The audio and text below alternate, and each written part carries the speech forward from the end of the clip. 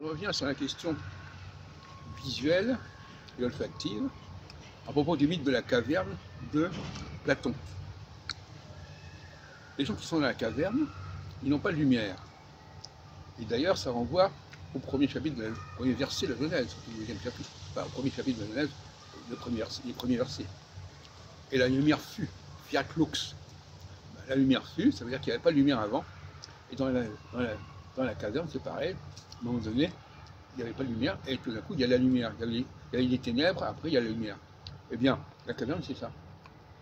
Il y a des gens qui vivent constamment dans la caverne, parce que de toute façon, ils sont aveugles. Donc, qu'il y ait de la lumière ou pas, ça ne change rien. Hein, par contre, comme ils sont souvent dans un espace restreint, ils sont très attentifs à l'odeur,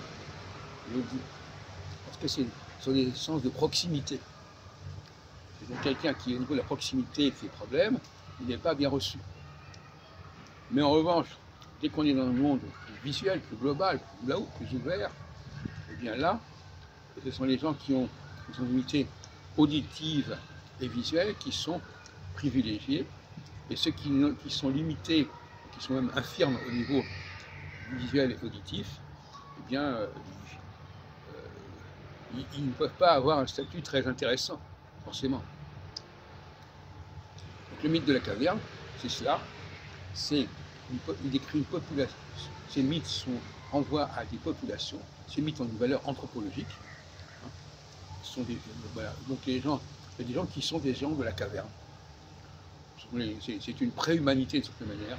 C'est les femmes, c'est des animaux qui ont certaines capacités humaines, mais pas toutes. Donc ils sont dans la caverne. Et c'est la proximité. Alors, ce qui est important aussi, c'est la caverne, on ne voit pas, mais il faut parler.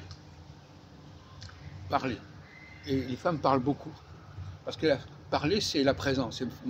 Comme on n'est pas visible, il faut parler. Il faut rire. Vous savez que les femmes ont une tendance à rire presque frénétique et compulsive. Mais c'est instinctif. Dans la caverne, il faut faire acte de présence par le bruit. Dans un monde où on est dans le visuel, ce n'est pas du tout nécessaire. Notamment la question des signes non-verbaux.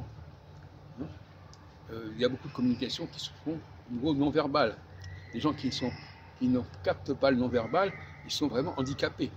Parce qu'il y a des tas de signaux qu'on leur envoie, ou qu'ils envoient, ils ne se rendent pas compte.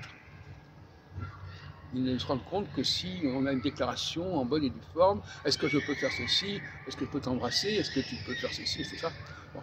Et donc finalement, ces gens-là, ils sont trop liés à la parole, parce que là, la parole se substitue, mais de manière totalement insuffisante, se substitue complètement au visuel. Or, une grande partie de la communication entre les humains n'est pas de l'ordre de la parole, mais de l'ordre du visuel. Le visuel, c'est aussi évidemment les traits du visage, c'est les mimiques, c'est la façon dont on sourit, la façon dont les yeux s'expriment, etc., etc.